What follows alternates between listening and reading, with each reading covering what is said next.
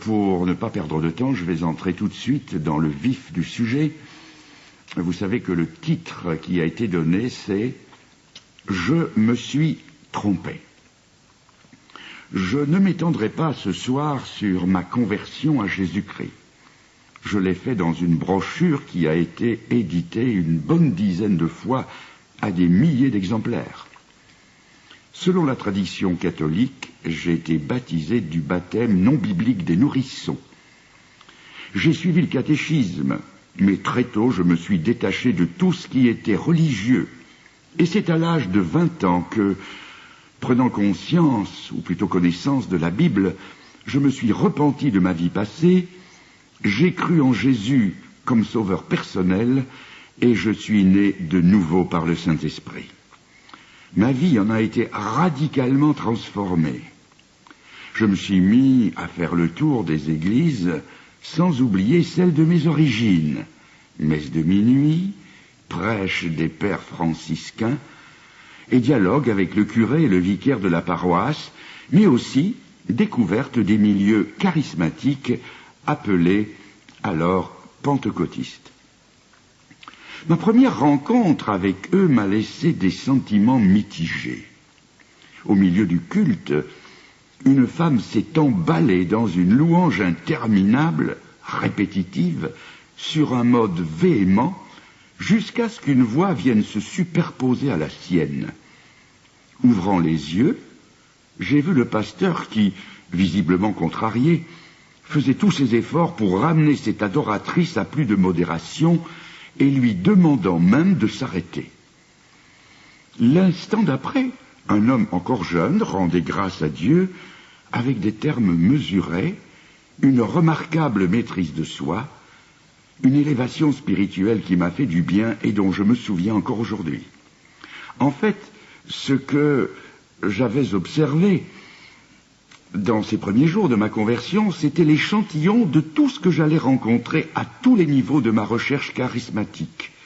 Le pire et le meilleur, l'erreur et la vérité, imbriquées l'une dans l'autre. Un pasteur, collègue de celui dont je viens de parler, est venu me voir, et il me parla des dons de l'esprit, des miracles dans son église, à commencer par la résurrection de sa femme qui était morte et que le Seigneur avait ramenée à la vie. Tout cela m'impressionnait favorablement, car, dans ma foi toute neuve, je n'avais aucune peine à croire à la puissance de Dieu. Il ne me serait d'ailleurs pas venu à l'esprit de mettre en doute le témoignage de ce serviteur de Dieu si pondéré d'apparence. Il me parla de son baptême, ou plutôt de son expérience du baptême de l'Esprit et du renouveau de son ministère. Cela m'enthousiasmait, moi qui voulais servir le bon maître qui m'avait tant aimé et donné sa vie pour me sauver. Il poursuivit en me disant que certains, qui avaient tant de peine à donner un message à l'Église, après leur baptême du Saint-Esprit, voyaient des phrases imprimées défiler devant leurs yeux. Ils n'avaient dès lors plus qu'à lire le texte à haute voix. Là, j'avoue que, malgré mon estime pour lui et toute la confiance qu'il m'inspirait, j'ai quelque peu tout sauté intérieurement. Ne poussait-il pas le bouchon un peu loin ? Sur ces entrefaites, j'avais amené à la réunion un homme jeune, dont la mère était devenue partiellement paralysée en le mettant au monde. L'ayant encouragé à lire les évangiles, il avait remarqué les nombreux miracles qu'y faisait le Seigneur. Puisqu'il était au début d'une naissance spirituelle, le Seigneur, pensait-il, pouvait défaire le handicap qu'avait causé à sa mère sa naissance physique.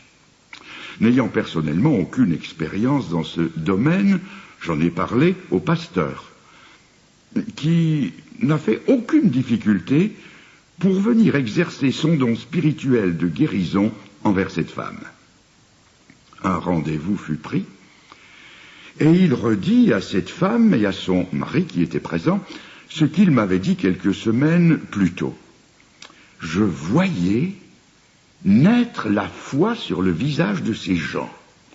On pouvait voir qu'ils croyaient. Oui, ils croyaient.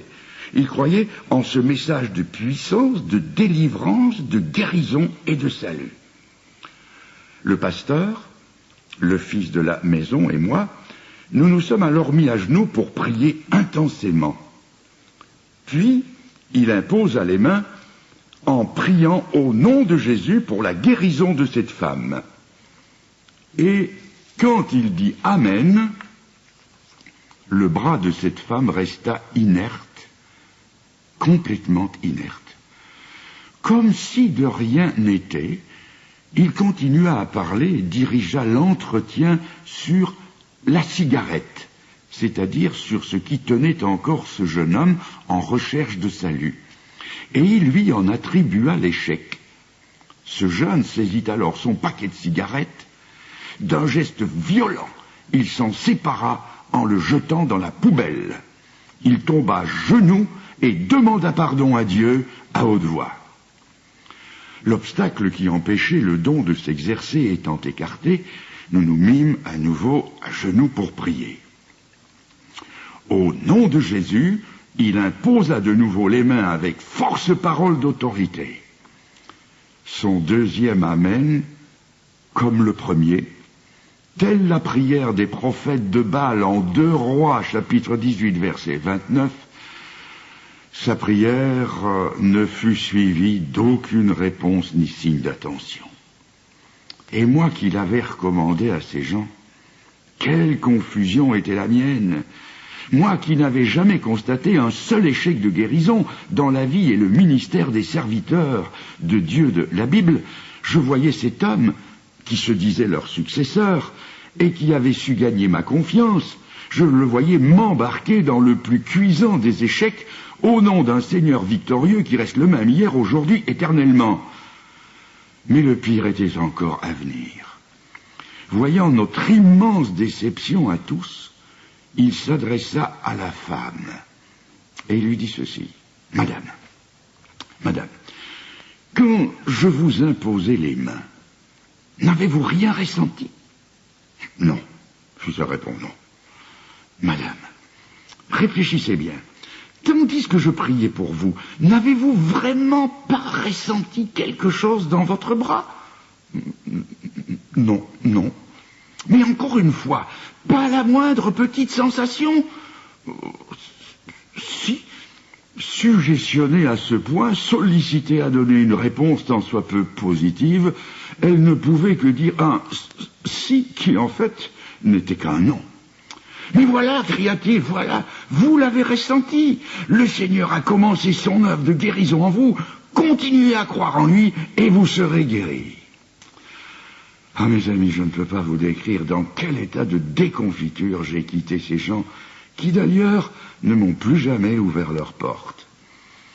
Lors du retour dans la voiture, le pasteur, le plus naturellement du monde, m'a révélé que, sur la cheminée du salon, il avait aperçu un jeu de cartes.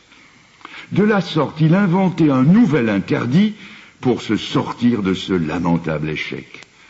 Ce n'est que plus tard que j'ai compris que cet honorable ministre de l'Évangile employait en fait des arguments de charlatan.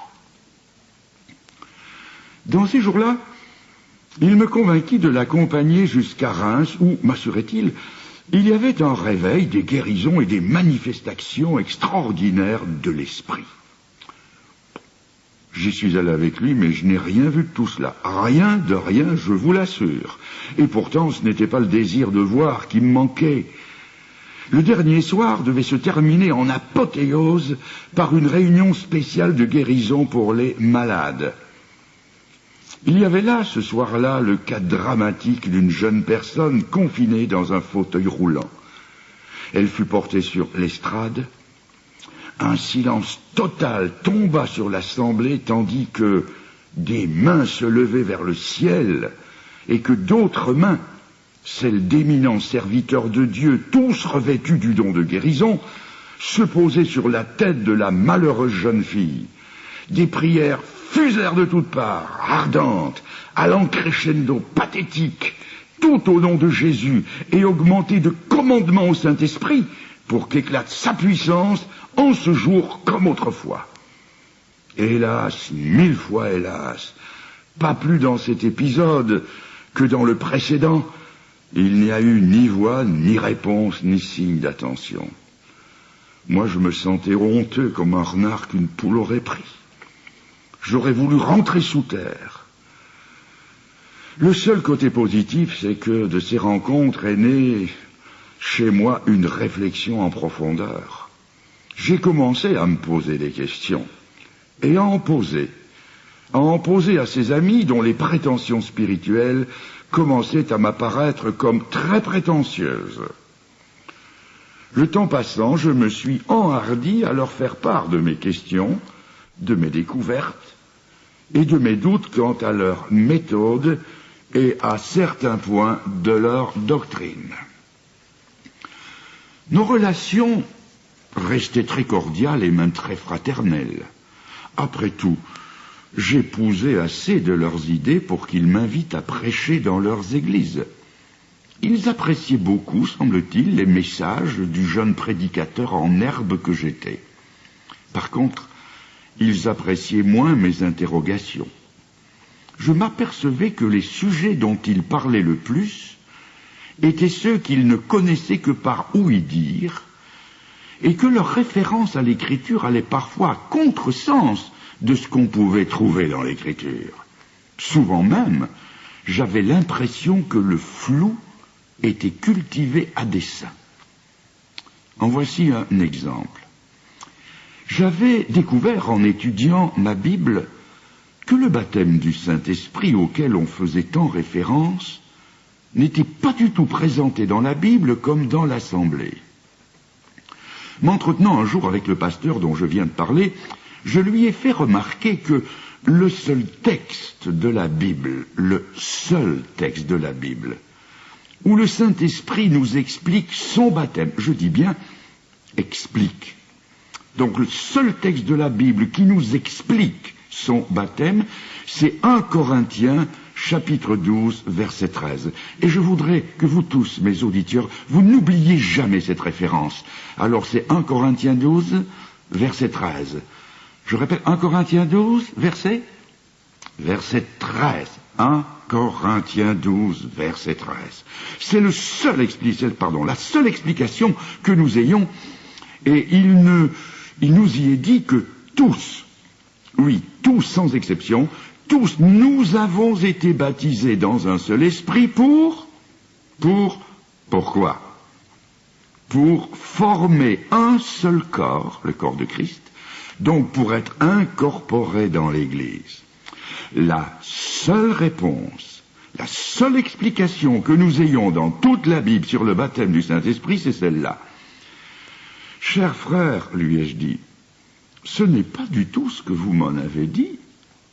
Il a alors tenté de me dire qu'il fallait faire une différence entre le baptême de l'Esprit et le baptême dans l'Esprit.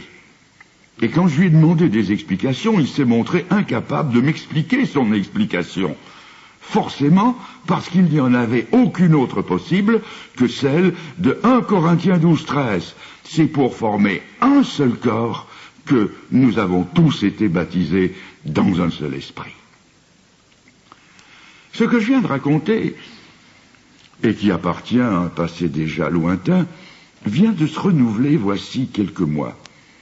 Je suis entré en correspondance avec le plus connu des charismatiques de France, obligé de reconnaître dans un premier temps la clarté de l'exposé que je venais de faire sur le texte de 1 Corinthiens 12, 13, qui est, je le répète, la seule explication que le Saint-Esprit nous donne de son baptême, à savoir l'expérience première du croyant de la nouvelle alliance, c'est-à-dire être mis dans le corps de Christ.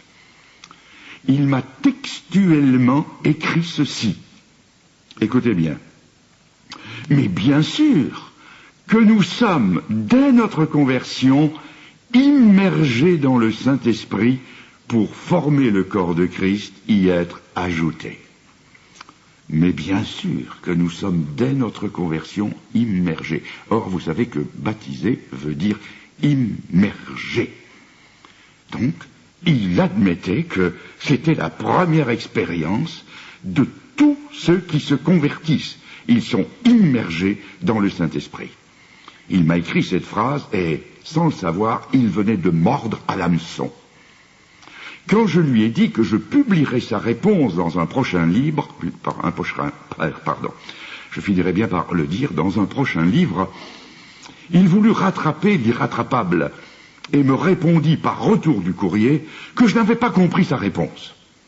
Il me fournit alors environ 10 lignes d'explication tellement emberlificotées que je mets n'importe qui au défi de comprendre. Ces explications brouillonnes ne respiraient pas du tout la transparence ou l'honnêteté intellectuelle. J'en reviens donc à mes premières années et à mes premières découvertes. Le pasteur dont j'ai fréquenté l'assemblée, sentant sans doute que le terrain de son baptême du Saint-Esprit devenait mouvant, ne m'en a plus jamais reparlé. C'est plutôt le parler en langue qui nous a occupés. Il était le spécialiste, moi le novice. C'est lui qui m'a initié au secret de cet étonnant don de l'esprit. Ce qu'il m'en révélait était passionnant. Selon lui, quand dans la communion intime avec Dieu, on ne parvient plus à suivre ses émotions avec la langue maternelle, l'esprit s'empare de notre langue pour nous élever d'un ou de plusieurs degrés jusqu'à parler miraculeusement dans des langues non apprises qui pouvaient être la langue des anges.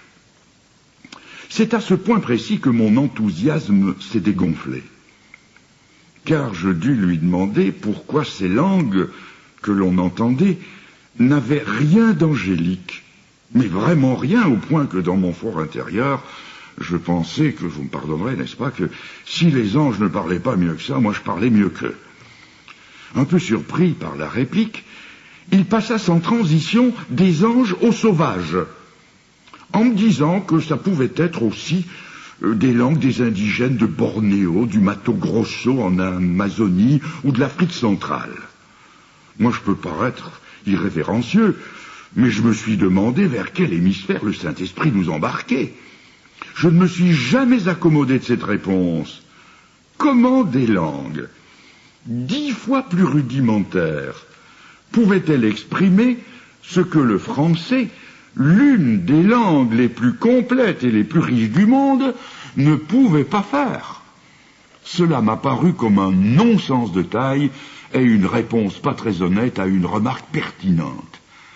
Et je vous assure que le capital confiance était dès lors sérieusement entamé. Une fois encore, il m'a entraîné dans une courtoise confrontation qu'il avait organisée sur le thème du baptême du Saint-Esprit entre pasteurs de son bord et des pasteurs du bord opposé. Hélas, ses amis ne firent vraiment pas le poids.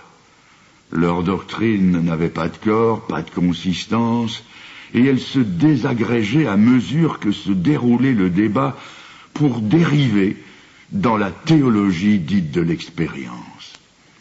Après tant d'années, je me souviens encore de cette phrase qui leur fut adressée: « Rien ne sert de mettre une locomotive sous pression si les rails ne tiennent pas. » Une dernière fois, je parlerai de ce frère pasteur qui eut une autre confrontation sur le même sujet avec un serviteur de Dieu des assemblées dites darbistes.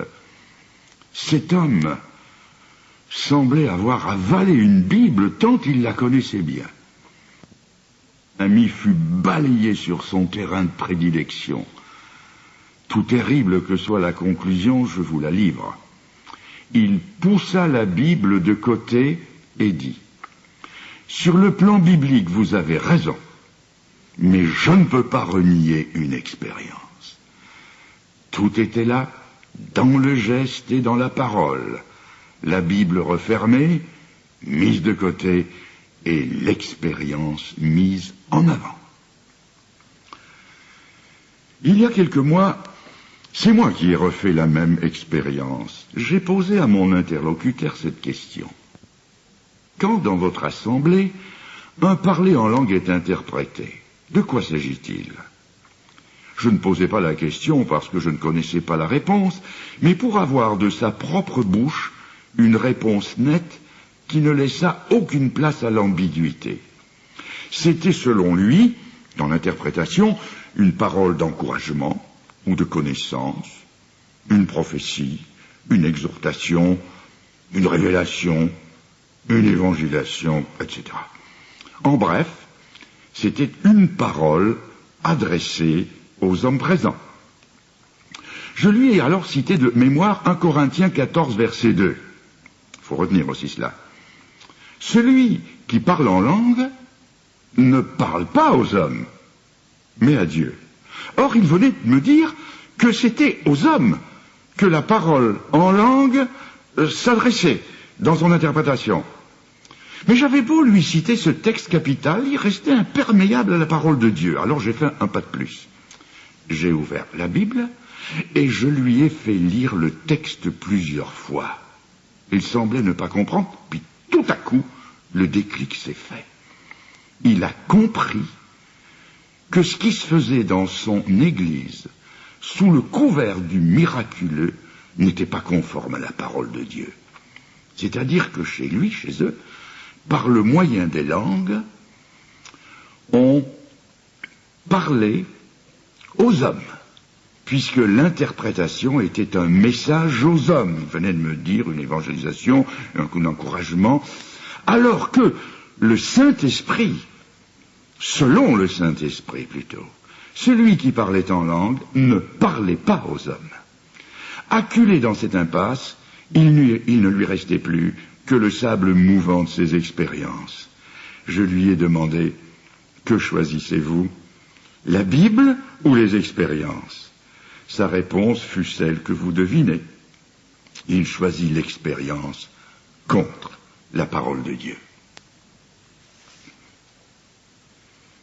Il y a quelques années de cela, un pasteur charismatique m'invita à faire une campagne d'évangélisation dans son église. Un jour, il me dit qu'une sœur de l'église avait, en aparté, parlé en langue en sa présence. Il ajouta qu'il y avait discerné comme un message pour lui-même. L'occasion était trop belle pour ne pas la saisir. Je lui dis, comment peux-tu réconcilier une parole en langue qui t'aurait été adressée avec la Bible qui dit en 1 Corinthiens 14, 2, « Celui qui parle en langue ne parle pas aux hommes mais à Dieu. » Tu n'es pas Dieu. C'est comme si je lui avais asséné un coup de massue sur la tête. Il ne put rien répondre et il n'essaya même pas de le faire. Il venait de découvrir une vérité qu'il n'avait jamais vue et qui le contredisait. Savez-vous que même Donald G., le maître à penser du pentecôtisme, dit clairement que, à la Pentecôte, les merveilles de Dieu qu'on entendit ce jour-là, n'étaient pas adressées à la foule, mais à Dieu. Et en Acte 10, au verset 46, on les entendait encore, et il est dit d'eux, ils glorifiaient Dieu. Ils ne parlaient pas aux hommes. En 1 Corinthiens 14, versets 15 et 16, rien d'autre dans le parler en langue n'apparaît que la louange et la prière. Au verset 2 du même chapitre, la clarification totale est faite. Celui qui parle en langue ne parle pas aux hommes. Quand j'ai dit ces choses à un pasteur charismatique, il m'a répondu d'un air abattu. Quand cette parole de Paul a commencé à circuler dans nos assemblées, ça a fait l'effet d'une bombe. Mais l'idée n'a pas été retenue, car il aurait fallu admettre que tout ce qui s'était fait jusqu'ici était faux. Terrible aveu. Et pourquoi ne pas rectifier plutôt que de demeurer dans l'erreur? Oui, mais alors, il faudrait tout repenser et surtout confesser que ce miraculeux parler en langue et son interprétation n'était que de la fabrication humaine. Je connais 2 communautés qui ont eu le courage de le faire. Pourquoi pas la vôtre, ou vous-même, si ce message arrive jusqu'à vous, s'il vous parvient. Avant d'aller plus loin, il faut que je vous raconte une petite anecdote de l'époque de ma jeunesse où mes connaissances bibliques ont été mises à l'épreuve. J'étais en compagnie de frères consacrés et avancés dans la foi. Chacun connaissait bien sa Bible et nos entretiens s'y rapportaient toujours. Le plus âgé posa la question: quand a-t-on parlé en langue pour la première fois? Les réponses fusèrent spontanément et toutes pareilles, à la Pentecôte. Nous en étions si sûrs. Eh bien non. C'est à la tour de Babel. J'étais un brin vexé. Comment n'y avais-je pas pensé? Cette fois, mon oreille était accrochée pour de bon, et je n'oublierai jamais l'explication qui suivit. La diversité des langues à la tour de Babel était un jugement. Oui, un jugement. Et il y a dans la Bible la loi ou la règle de la première mention. Cela veut dire qu'une vérité qui est mentionnée une première fois gardera sa signification initiale jusqu'au bout. En chemin, elle pourra se charger de sens, se développer, s'enrichir, mais sa valeur de départ ne s'annulera pas. Est-ce donc possible que le parler en langue portait en soi une idée de jugement? Vite, je suis allé voir ce qu'en disait le texte qui s'y rapporte. À mon grand étonnement, j'ai vu que le texte de base, repris par Paul, se trouve en Ésaïe 28, verset 11. Texte que Paul, porté par l'Esprit, reprend librement en 1 Corinthiens 14, 21. C'est par des lèvres d'étrangers que je parlerai à ce peuple. Et la citation d'Ésaïe continue par une précision qui confirme que le jugement est bel et bien contenu dans le parler en langue, afin qu'en marchant il tombe et se brise, afin qu'il soit enlacé et pris. Ça, mes amis charismatiques ne me l'avaient jamais dit. Peut-être ne le savaient-ils pas eux-mêmes.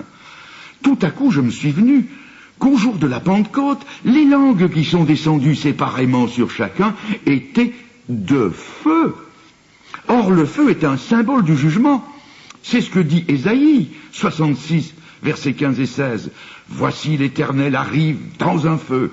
Il convertit sa colère en brasier et ses menaces en flammes de feu. C'est par le feu qu'il exerce ses jugements. » Et même si certains de ces effets sont purificateurs, le sens du jugement se retrouve partout dans le feu. Quand je suis allé ouvrir ma vieille concordance Strong, j'ai trouvé que dans le Nouveau Testament, le feu, dans son sens figuré, se trouve 63 fois, et, sans exception, dans le sens du jugement. Me sont alors revenues à l'esprit ces paroles bien connues de Jean-Baptiste. Lui, Jésus, vous baptisera du Saint-Esprit et de feu. Je me suis souvenu que cet ami qui nous avait mis sur les traces des langues de feu avait aussi expliqué que dans la même situation, Marc, Jean et Acte 1 parlent du baptême du Saint-Esprit, mais omettent de parler du baptême de feu.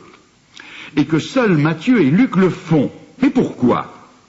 Parce que dans ces 2 récits, Matthieu et Luc, les pharisiens, les opposants sont là, présents, cités dans le contexte, et c'est à leur adresse que le baptême de feu est mentionné. Les ennemis du Seigneur étant absents du contexte de Marc, Jean et Acte 1, le baptême de feu et le jugement sont aussi absents. Et c'est Jean-Baptiste lui-même qui en donne l'interprétation. Il amassera son blé dans le grenier, c'est le baptême du Saint-Esprit, et il brûlera la paille dans le feu, c'est le baptême de feu. Et pour éviter toute spéculation, il parle 3 fois de ce feu dans le texte qui s'y rapporte, donc Matthieu 3, versets 7 à 12, et il désigne ce feu comme étant le feu qui ne s'éteint point, et non pas comme un quelconque enthousiasme ou revêtement de puissance. Je me suis aussi rappelé que la bonne nouvelle porte en elle-même cette notion de jugement, et c'est 2 Corinthiens 2, verset 16 qui le dit. L'évangile est pour les uns une odeur de vie, et pour les autres une odeur de mort donnant la mort. Et comme le parler en langue, ici, était aussi confronté à deux catégories de personnes, il produisait aussi ces deux résultats opposés. Chaque fois que j'ai demandé des explications à mes amis charismatiques, j'étais perçu comme eux comme une mouche d'orage qui les agaçait. Plus mes questions se faisaient pointues et précises, moins ils avaient de réponses. Je sentais qu'on commençait à me craindre et à m'éviter.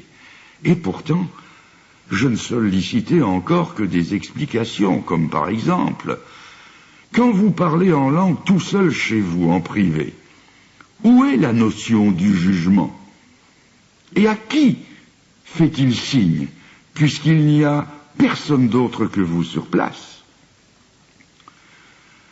De mon côté, il y a eu des réactions en chaîne, car une découverte me conduisait à une autre.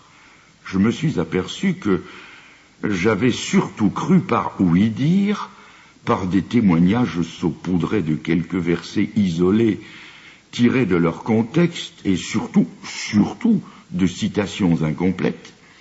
J'ai donc décidé de prendre la Bible à bras-le-corps, c'est-à-dire à la lire avec soin, à aller glaner en dehors du champ charismatique et à écouter ce que d'autres avaient à dire sur le sujet. J'ai donc été à l'une ou à l'autre de leurs retraites ou conventions avec l'espoir d'y trouver une réponse solide à ma recherche du vrai but, le but du parler en langue, et des raisons de leur non-parler en langue. Mes questions, là aussi, restaient sans réponse satisfaisante. Je les trouvais d'une navrante ignorance sur le sujet. C'était le vide biblique aussi grand chez eux que chez les tenants de la doctrine.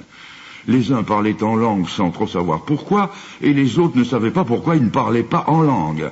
Personne ne semblait pouvoir m'aider à avancer dans ma recherche. Il y avait bien, de part et d'autre, des réponses à l'emporte-pièce, mais c'était d'une rare indigence. Et les quelques livres que j'ai pu consulter à l'époque étaient plus empreints de parti pris que de connaissances bibliques. Je dois maintenant dire qu'arrivé à ce stade, l'inquiétude commençait à me gagner justement à cause des hésitations, des tergiversations, des atermoiements de mes amis charismatiques qui en étaient réduits à se cacher derrière une muraille de non-réponse. Il ne fallait plus poser de questions. Poser des questions devenait un péché. C'était douter du Saint-Esprit. Le Saint-Esprit parlait chez eux beaucoup plus qu'ailleurs, en tout cas, c'est ce qu'ils prétendaient. Et tant de gens prophétisaient par l'Esprit que mes questions sur ce qu'ils disaient me reléguaient dans l'indésirable minorité des questionneurs du Saint-Esprit. Mais n'était-ce pas là une copie de l'Église catholique, où le magistère infaillible, augmenté de l'interprétation pseudo-unanime des pères de l'Église, interdit au petit peuple des fidèles d'oser poser une question sur les enseignements les plus antiscripturaires de cette Église? Mais voilà, à mesure que je lisais les Écritures, de nouvelles questions sur ce qu'on m'avait dit surgissaient d'elles-mêmes. Et en voici une autre. Beaucoup se reconnaîtront peut-être dans ce qui suit. Dans ma jeune vie chrétienne, on m'avait dit que le parler en langue était, pour le croyant que j'étais devenu, le signe indiscutable de l'entrée dans cette deuxième expérience qu'est le baptême du Saint-Esprit. Quelle ne fut pas ma surprise de lire en 1 Corinthiens 14, 22, retenez cela aussi, 1 Corinthiens 14, 22, « Les langues sont un signe, non pour les croyants, mais pour les non-croyants, ou les incrédules, selon une certaine version. » Là, je suis tombé des nues. Je n'en croyais pas mes yeux, car on ne m'avait jamais dit ça. Toujours, l'accent avait été mis sur le parler en langue comme signe pour le croyant de son édification personnelle et de celle des autres croyants, de sa deuxième expérience, de sa communion avec Dieu, de son accès aux autres dons de l'esprit, etc. J'étais comme le Titanic au moment où l'iceberg lui est entré dans le flanc. Tout ce qu'on m'avait dit sur le sujet allait couler. comment encore prier en langue tout seul chez soi, puisque les incrédules, les non-croyants, à qui le signe est destiné, ne sont pas là? Ce serait comme jouer au tennis sans balle, ou bien tout seul dans sa chambre, faire mine d'imposer les mains à des malades qui ne seraient pas là, sous prétexte qu'on aurait un don de guérison. J'ai tout à coup compris pourquoi, dans ce chapitre 14, le Saint-Esprit fait dire à Paul que dans l'Église, où en général il n'y a que des croyants, il est préférable de ne dire que 5 paroles compréhensibles plutôt que 10 000 en langue. Mathématiquement, cela veut dire qu'il vaut 2000 fois mieux ne pas y parler en langue que d'y parler. C'est vrai que si quelqu'un dit qu'il préfère 5 chats à 10 000 chiens, c'est qu'il ne veut pas de chiens. Mes questions devenaient de plus en plus embarrassantes pour mes amis. Ils devaient se dire, mais où va-t-il les chercher? C'était là dans les versets dont ils se réclamaient le plus. Mais ils ne semblaient pas les voir encore. Ce qui m'inquiétait au plus haut point, c'est qu'ils n'avaient aucun argument biblique à me proposer. Ce que j'attendais, de leur part, c'était une réponse solide, qui me vienne en aide, et surtout qui tienne la route. Tout ce qu'on trouvait à me répondre, c'est que Paul avait dit « Je désire que vous parliez tous en langue ». Mais quand on m'a dit cela, je venais de lire que Paul avait dit aux mêmes Corinthiens, au chapitre 7 et verset 7, à propos du célibat, « Je voudrais que vous soyez tous comme moi, c'est-à-dire célibataires ». Cela gênait ceux à qui je proposais cette énigme, car ça veut dire que tous ceux qui veulent le parler en langue devraient aussi vouloir le célibat. C'est en disant ces choses qu'hélas, on peut perdre des amis, et j'en ai perdu quelques-uns de cette façon. Entre-temps, je connaissais mieux ma Bible. Et certains voulaient me montrer que, contrairement au célibat, tous devraient parler en langue. J'ai donc ouvert ma Bible en 1 Corinthiens 12, les versets 29 et 30, et à cet ami, je lui ai montré, je lui ai demandé plutôt de lire avec moi. Tous sont-ils apôtres? Non, bien sûr, qu'il m'a répondu. Tous sont-ils prophètes? Non. Tous sont-ils docteurs? Non. Arrivé là, il a refusé d'aller plus loin. Il venait de voir où le texte allait le conduire à lire. Tous parlent-ils en langue? Et la réponse ne pouvait être que non. 3 fois, j'ai essayé de reprendre le texte et 3 fois, il a refusé d'aller plus loin. Il est parti fâché. Il refusait la vérité qui était tout bonnement que comme tous n'étaient pas appelés au célibat, tous non plus ne parlaient pas en langue. Mais pourquoi refuser de voir ces choses? Et si même on s'est trompé, est-ce une honte de l'avouer? Avec ma voiture, dans mes nombreux déplacements, il m'est arrivé plusieurs fois de faire marche arrière. En Roumanie, où j'ai été pour prêcher l'évangile plusieurs fois, et où sur les routes les panneaux sont rares, j'ai fait une fois plus de 20 kilomètres avant de me rendre compte que je m'étais trompé. J'ai rebroussé chemin. La pire chose qui pouvait m'arriver, c'était de persister sur une fausse voie. Avec la doctrine biblique, c'est la même chose. J'ai plusieurs fois dû rectifier mon point de vue. Il n'y a aucune honte à désapprendre une chose si elle a été mal apprise ou si elle a été mal enseignée. Ce qui m'a éclairé sur le sujet, c'est quand j'ai trouvé quel était le but, je dis bien le but du parler en langue. J'en ai fait part à beaucoup d'amis qui tâtonnaient comme moi. Il est clairement dit que le parler en langue était un signe pour les incrédules. Mais qui étaient ces incroyants? Je me demande encore aujourd'hui comment je n'ai pas vu la réponse plus tôt. C'était là écrit noir sur blanc dans le contexte immédiat, dans le verset qui précède. Je le lis, c'est par une autre langue, des lèvres d'étrangers, donc parler en langue, que je parlerai à ce peuple. Et quel est ce peuple à qui le Saint-Esprit fait ici référence? Il n'y a qu'une réponse, le peuple juif. Dans le Nouveau Testament, l'expression « ce peuple » se rencontre 12 fois, et sans exception, ces 12 citations font référence aux Juifs et aux Juifs seuls. Tout s'est éclairé en moi. Je tenais là la réponse capitale à toutes mes questions. Le don du parler en langue était le signe pour les Juifs qu'à partir de la Pentecôte, l'Église allait être composée de gens de toute langue, tout peuple, toute nation, toute tribu. Et c'est exactement ce que Pierre a dit en Acte 2. Quand à la suite du parler en langue, on lui a demandé ce que cela voulait dire, le Saint-Esprit a mis dans sa bouche ces paroles-ci. C'est ici l'accomplissement de la parole du prophète Joël. Je répandrai mon esprit sur qui? Sur Israël seulement?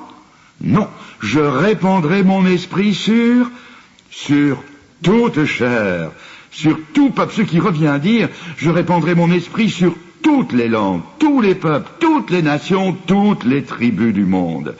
Et le parler en langue étrangère en est le grand signe. Et c'est justement sur ce point précis qu'Israël était incrédule.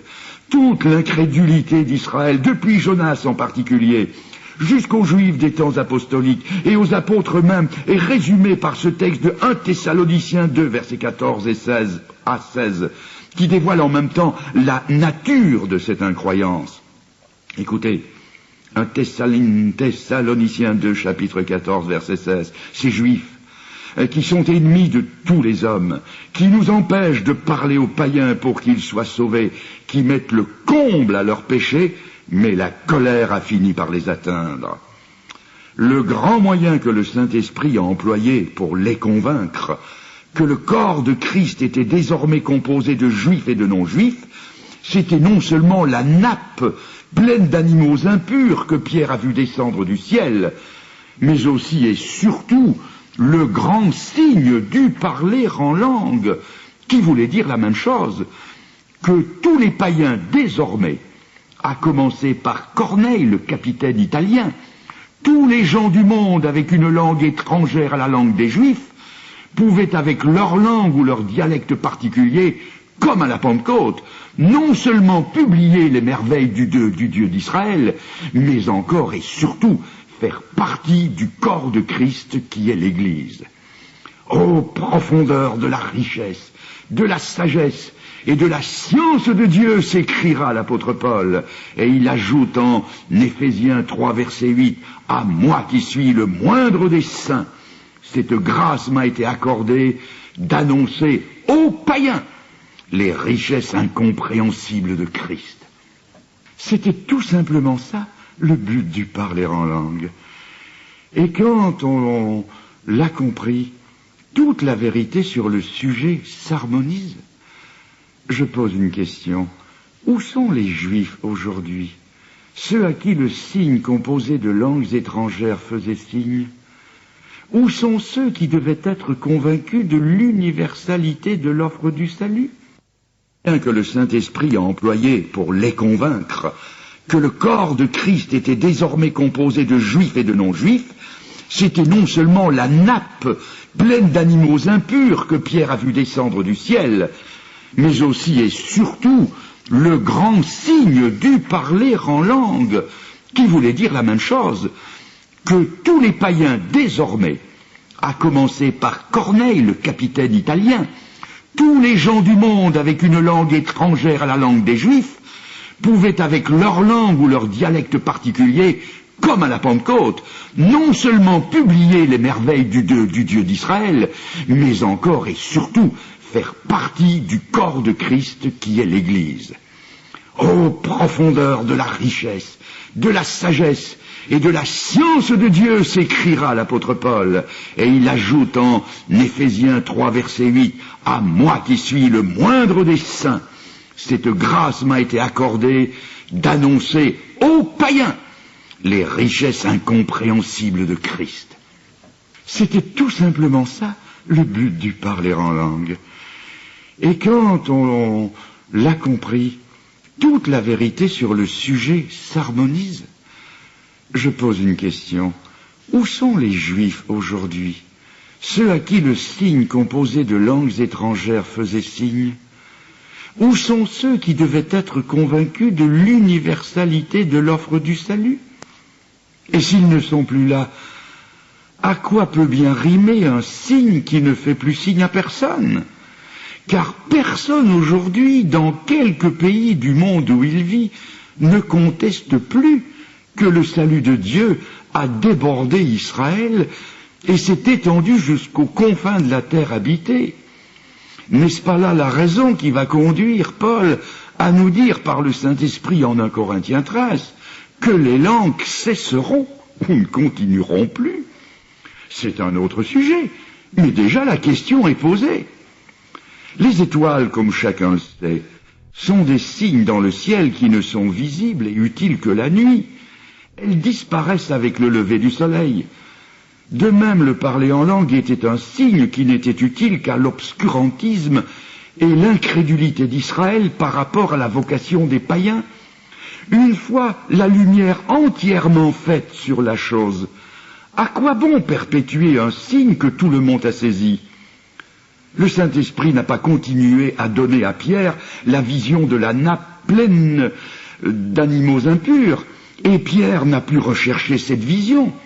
Une fois la chose bien comprise, la nappe a été retirée dans le ciel et n'a plus jamais réapparu. Elle n'était plus nécessaire, et il en est de même avec le parler en langue. J'ai essayé de partager avec mes frères charismatiques une autre question qui troublait plusieurs d'entre nous. Alors qu'à la Pentecôte, on comprenait tout ce qui se disait en langue, dans nos églises aujourd'hui, on ne comprend plus. Là, plus d'hésitation. J'ai reçu une réponse sur le champ.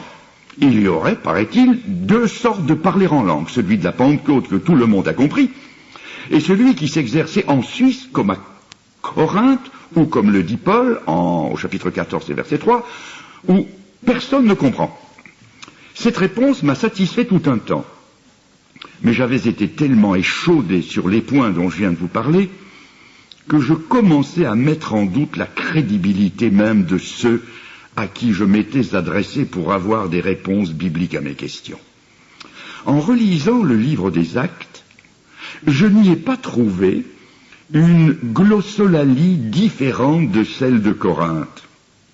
Luc, l'auteur du livre des Actes, se sert des mêmes mots que Paul dans son épître aux Corinthiens. Et comme le livre de Luc a été écrit après celui de Paul, Luc était donc parfaitement au courant de ce que disait Paul. Et cela d'autant plus que le médecin bien-aimé, comme il est appelé, était un membre de son équipe missionnaire. Si donc il y avait une différence entre les deux parler en langue, Luc n'aurait pas manqué de le signaler pour éviter la confusion. Mais il ne le fait pas. Il en parle comme Paul en parle, et il emploie les mêmes mots pour parler de la même chose. C'est le glossa, dans un cas comme dans l'autre. De plus, en relisant avec soin ce qu'en dit Paul aux Corinthiens au chapitre 14 et verset 10, on trouve qu'il a en vue lui aussi des langues aussi connues que celles dont Luc parle, puisqu'il dit ceci, suivez bien, aussi nombreuses que puissent être les langues, aussi nombreuses que, je reprends, n'est-ce pas, et ça vous aidera, même si je fais une reprise, aussi nombreuses que puissent être dans le monde les diverses langues. Il s'agit donc bien, dans la pensée de Paul, de langues humaines et qui sont dans le monde, comme le dit Luc, et non pas d'un langage extatique et incompréhensible. Mais alors, d'où vient qu'on avait compris celle de la Pentecôte et qu'on ne comprenait plus celle des Corinthiens? En y réfléchissant, et ça m'a pris du temps, tout à coup, la lumière s'est faite. C'était tellement simple, tellement évident que je me suis dit à moi-même, mon pauvre ami, ce que tu peux être bête à lier de ne pas avoir compris ça plus vite. En acte 2, 15 pays et peuples, dont 15 langues ou dialectes sont cités. Et comme tous ces juifs qui étaient montés à leur fête annuelle venaient de ces pays-là, ils ont tous compris. Ce n'est pas sorcier, me suis-je dit, puisque les 15 peuples, avec leurs 15 langues, avaient aussi 15 oreilles différentes pour les comprendre. C'est facile, c'est compréhensible. L'émission était surnaturelle, mais la réception était naturelle. Supposons, je dis bien supposons, qu'il y ait eu là, à la Pentecôte, 15 Corinthiens munis de 15 enregistreurs portatifs, et que tous les 15 aient enregistré séparément ces 15 parlés en langue que l'on comprenait si bien à Jérusalem, et que rentrés dans leur église à Corinthe, ils y aient fait entendre ces 15 cassettes aux Corinthiens de l'endroit qui ne parlaient guère que le grec. L'inévitable conclusion aurait été celle de Paul, nul ne comprend. Et pourtant c'eût été le même parler en langue que l'on comprenait quelques jours plus tôt. Mais forcément qu'on n'aurait pas pu les comprendre, puisqu'à Corinthe, il n'y avait plus personne pour comprendre 14 de ces 15 langues. Allons encore plus loin.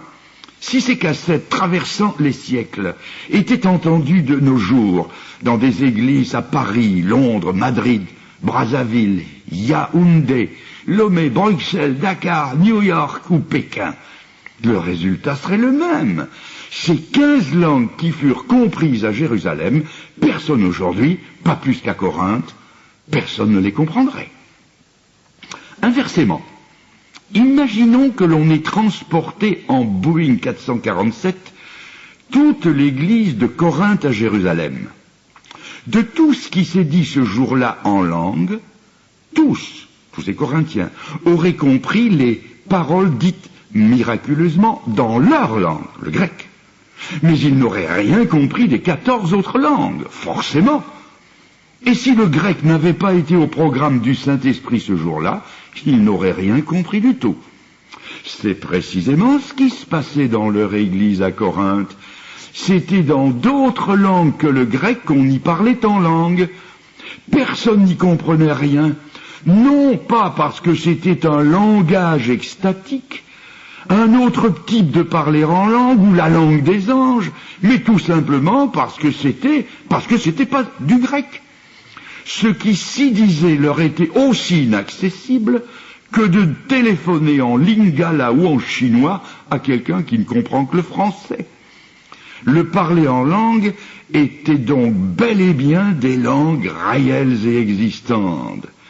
Ainsi, le nul ne comprend, manipulé de la sorte, devient un camouflage bien commode qui enlève jusqu'au désir de vérification.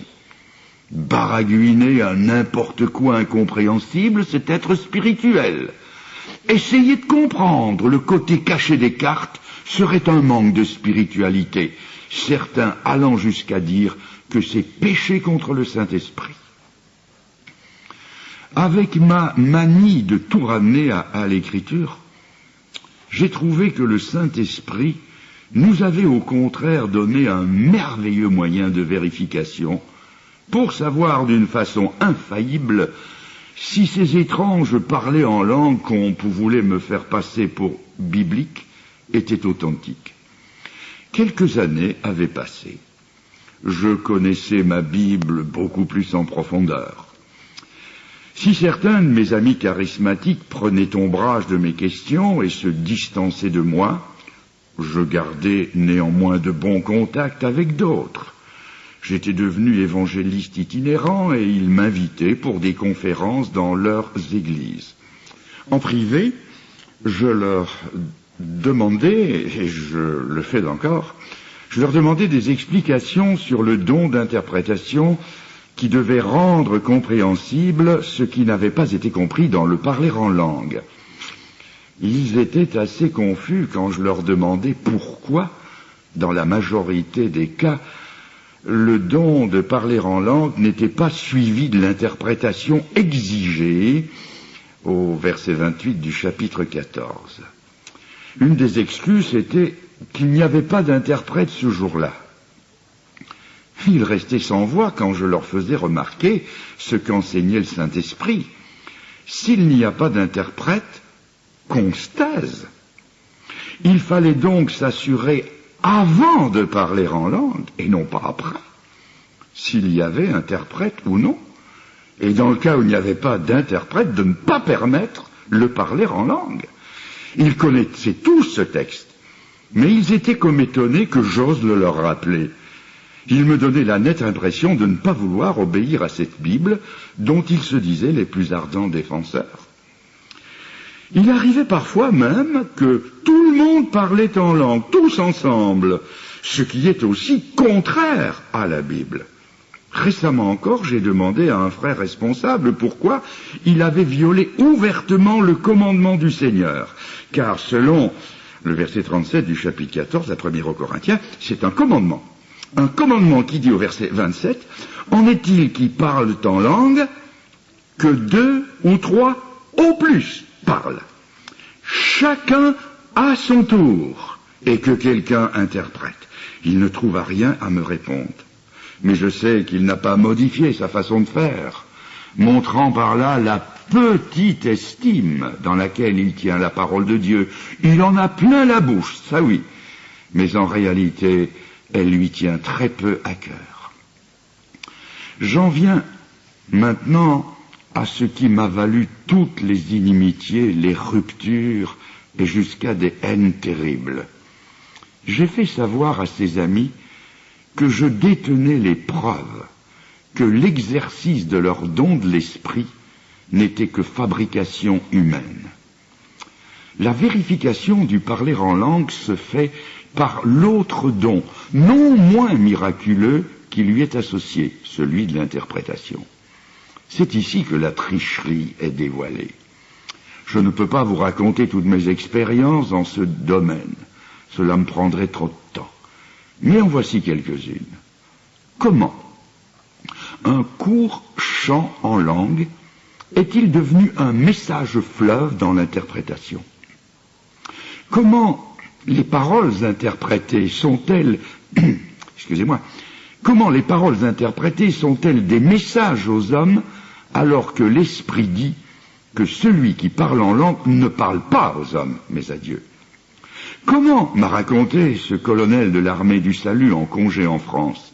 Comment ma louange dite en lingala, celle de mon chant de mission, a été prise pour un parler en langue et a donné une interprétation qui n'avait rien à voir, ni de près ni de loin, avec ce que je venais de dire? De quelle oreille, personnellement, quelle oreille attentive n'ai-je pas écouté ce parler en langue, heurté, saccadé, incompréhensible, au cours duquel on surgit 3 fois en italien un spiriti santi, qui n'a pas réapparu dans l'interprétation. Le Saint-Esprit, qui était censé l'avoir inspiré dans le parler en langue, l'aurait-il oublié dans l'interprétation? Et surtout, quelle horreur de découvrir que Spiriti Santi est la mise au pluriel de l'unique personne du Saint-Esprit, c'est-à-dire la paganisation de sa divine personne. N'est-ce pas là le blasphème contre le Saint-Esprit? Un cher ami espagnol, dans une assemblée de France, a prié le Notre Père dans sa langue maternelle. Il en est sorti une interprétation qui était tout sauf le Notre Père. Tout ceci était plus que suffisant pour m'éclairer sur la nature frauduleuse de ces 2 charismes. Mais j'ai poussé la vérification plus loin. J'ai demandé à un frère écossais, ayant l'accent typique de son pays, de me mettre 2 fois de suite et en anglais le Notre Père sur enregistreur. J'avais aussi 2 autres parlers en langue interprétés qui avaient été pris sur le vif dans l'assemblée. Je suis allé chez des frères charismatiques très modérés pour qui la fraude et les excès n'existent que chez les autres charismatiques, pas chez eux. Personne dans l'Église ne met en doute leur conviction, leur sincérité et surtout pas leur don d'interprétation. Après avoir prié avec eux, je leur ai demandé d'écouter l'enregistrement et de me l'interpréter. Cela fut fait sans objection ni réticence. Hélas, 1000 fois hélas, rien ne ressemblait à l'original. Le Notre Père en anglais s'est transformé en un message d'encouragement en français. Il y a quelques années, j'ai été personnellement la cible de 2 exhortations en langue, ayant trait à une même situation. Selon les sentiments cultivés, ces paroles dites divines étaient toute consolation dans un cas et toute condamnation dans l'autre. Est-ce sérieux? Récemment, j'ai proposé ceci à chacun des 2 hommes les mieux en vue dans les cercles charismatiques de Suisse et de France. C'est tout récent. Voici ce que je leur ai écrit. Nous prendrons chacun 2 témoins et nous nous rendrons ensemble au culte dans une église charismatique où l'on exige, c'est le contraire de néglige, où l'on exige l'interprétation à tout parler en langue, et où on ne nous connaît pas, ni vous ni moi. Puisque vous croyez à l'authenticité et à l'actualité de votre don des langues, vous êtes tenu de croire à l'égale authenticité du don d'interprétation. Dans le culte, vous parlerez mon baragouin, et moi je parlerai votre charabia.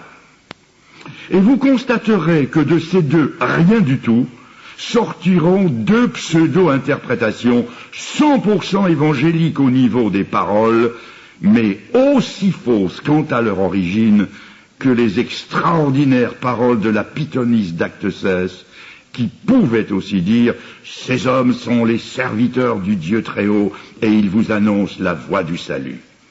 Ayant constaté la fraude, nous rédigerons ensemble un rapport que nous signerons avec nos témoins respectifs.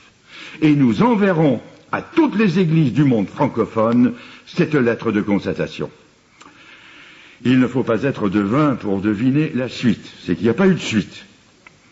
Aucun de ces 2 poids lourds du monde charismatique n'a osé se risquer à la plus simple et la plus loyale des vérifications.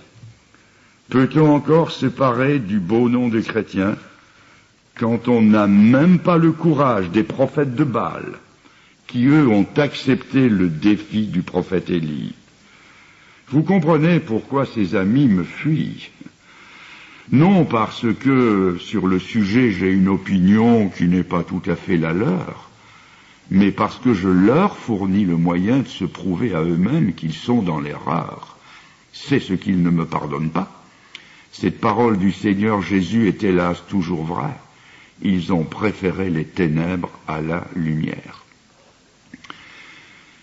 Puisque je viens d'évoquer le Seigneur Jésus, parlons de lui. Ce qui me turlupinait depuis longtemps déjà, c'était la découverte que notre bien-aimé maître n'avait jamais parlé en langue. Quel coup de tonnerre dans mon ciel bleu! Car ceux en qui j'avais confiance savaient ces choses, mais ils évitaient d'en parler. En fait, ils me cachaient cette vérité. Quand j'ai posé la question, le plus honnête a admis la chose, et il a dit sur un ton défaitiste mais sincère, « C'est vrai, Jésus n'a jamais parlé en langue. » Aujourd'hui encore, au moment où je vous parle ce soir, je lui sais gré de son honnêteté.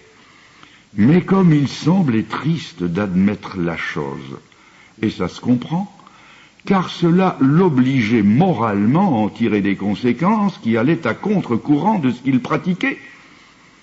Mais là où ma déception fut immense, et où ses amis charismatiques ont définitivement perdu ma confiance, c'est quand, pour couvrir cette incontournable évidence, ils m'ont donné 2 réponses qui se contredisaient et qui m'ont prouvé leur mauvaise foi. Excusez-moi, j'ai un chat dans la gorge. Le premier a osé me dire que si Jésus n'avait jamais parlé en langue, il l'admettait donc, si Jésus n'avait jamais parlé en langue, c'est parce qu'il était parfait. et qu'il n'avait donc pas besoin de s'édifier. Triste échappatoire en vérité. Pourquoi donc Jésus a-t-il exigé que Jean-Baptiste lui administre le baptême de repentance, puisqu'il n'avait pas besoin de repentance? C'était, comme il le dit, pour accomplir ce qui était juste et utile que nous sachions. Si donc notre divin modèle n'a jamais parlé en langue, c'est parce que, contrairement à la repentance, la quasi-totalité de son Église n'en aurait jamais besoin. Et l'histoire le confirme, puisque le mouvement des langues ne date que du début de ce siècle.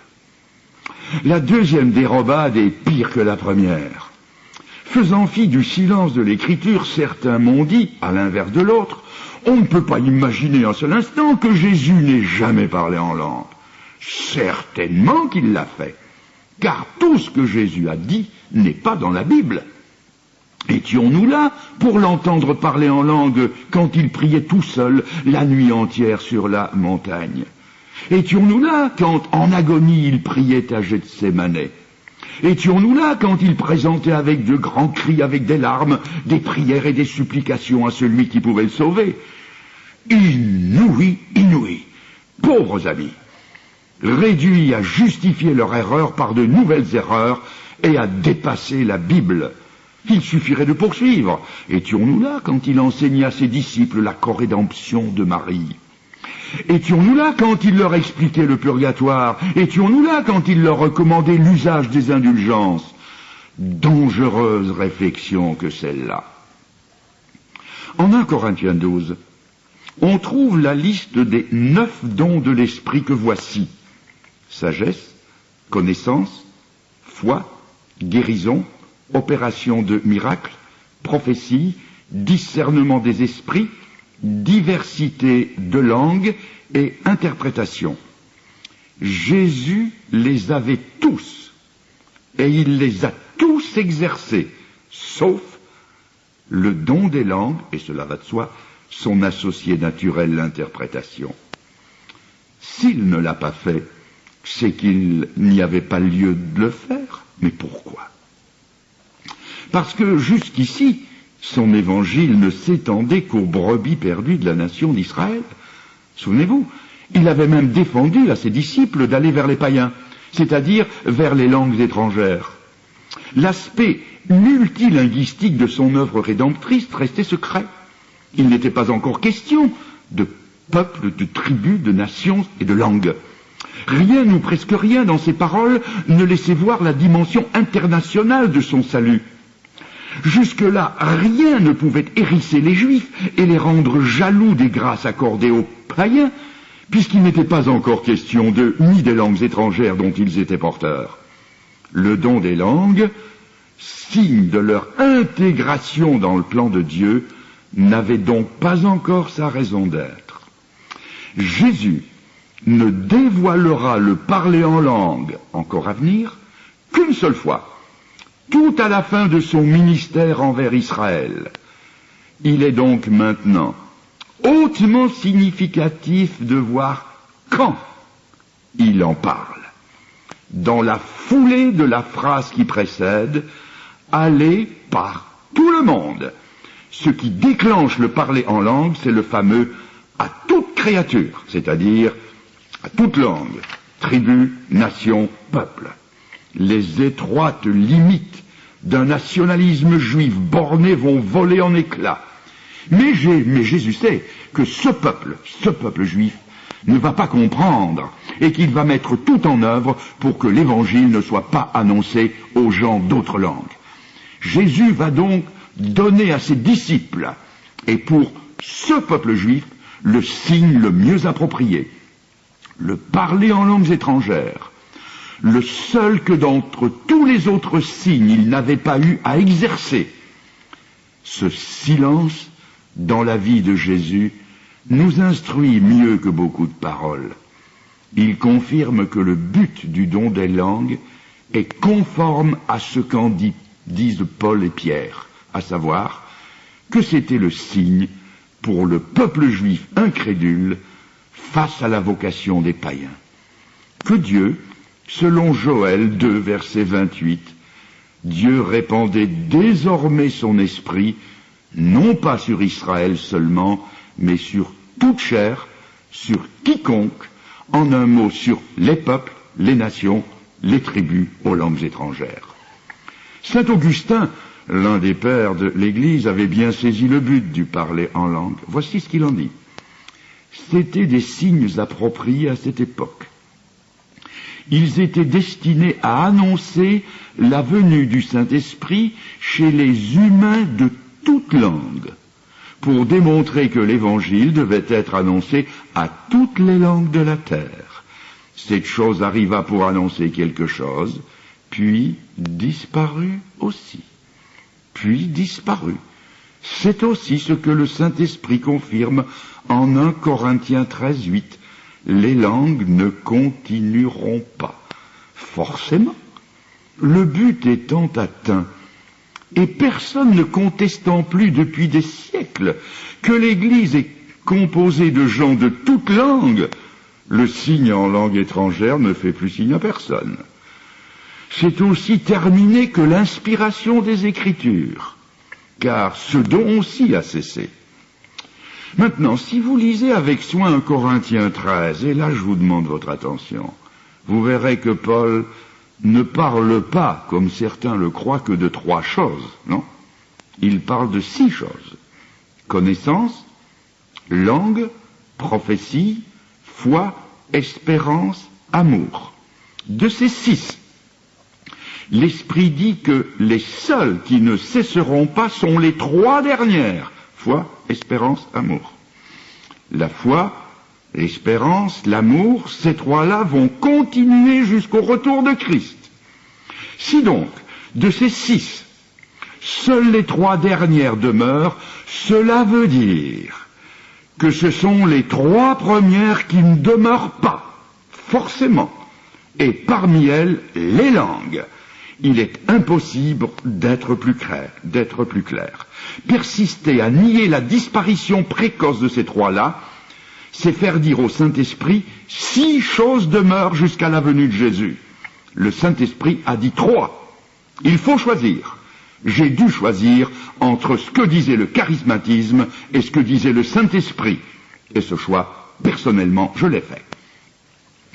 Le serpent d'airain fabriqué par Moïse l'avait été sur l'ordre de Dieu, n'oublions pas, et avait servi à des milliers de personnes. C'était un don divin que le Seigneur allait évoquer dans son mémorable entretien avec Nicodème, dans l'évangile de Jean chapitre 3. Ce serpent de cuivre, les Israélites l'avaient pieusement conservé pendant des siècles. Savez-vous ce qu'en fit le bon roi Ézéchias? Écoutez, je lis.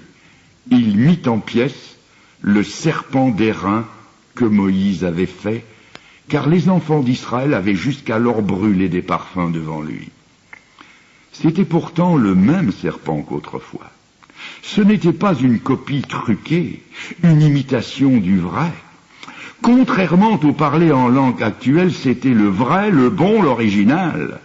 L'usage initial, qui consistait à le regarder, s'était même étoffé et enrichi avec le temps. Sous le couvert de l'attachement à Dieu, il avait fini par prendre la place de Dieu et était devenu une idole comme les autres. On peut être sûr que celui qui a dénoncé l'usage falsifié et périmé du serpent n'a pas fait l'unanimité autour de lui. Les partisans du serpent pouvaient, à l'appui de leur foi, invoquer des données bibliques, historiques et à n'en pas douter expérimentales. Il pouvait arguer que le Dieu qu'il avait donné ne change pas parce qu'il reste le même hier, aujourd'hui, éternellement. Que ce qui s'était passé au désert pouvait encore se passer de leur jour. Que la puissance de Dieu n'avait pas changé et que surtout, pas un seul mot n'était dit concernant la fin de son action, de son usage et de son utilité. En fait, les exercices spirituels qui gravitaient autour de cette relique étaient devenus une abomination. Pour beaucoup de mes ex-amis charismatiques, les langues sont aussi une relique qu'ils portent dans leur cœur, dont ils parlent sans cesse et à laquelle ils vouent une dévotion sans borne. Ils essaient de la défendre en disant que c'est le Dieu qui ne change pas qui l'a donné. Mais Dieu avait aussi donné le serpent d'airain pour une occasion précise, pour un temps limité. Au-delà de ce temps, ils devenaient périmés comme des médicaments qui ont dépassé la date limite d'utilisation et qui en deviennent dangereux. C'est ce qui s'est passé avec le serpent. Leur vie spirituelle en a été infectée, et Ézéchias a dû couper dans le vif. Lorsque le serpent d'airain leur a été retiré, beaucoup ont vu leur ardeur spirituelle décliner, car ils n'avaient plus rien de tangible à quoi se raccrocher. J'ai aussi compris pourquoi certains se cramponnaient au parler en langue avec une sorte de frénésie. Leur vie spirituelle était si pauvre, si peu fondée sur la Bible, que s'ils perdaient ça, il ne leur restait plus rien. Il est temps de finir. J'espère ne pas avoir été trop long. Oui, ça fait mal de s'apercevoir que ce qu'on a cru, ce pourquoi on a combattu et à quoi on s'est accroché est en train de couler et de vous entraîner au fond.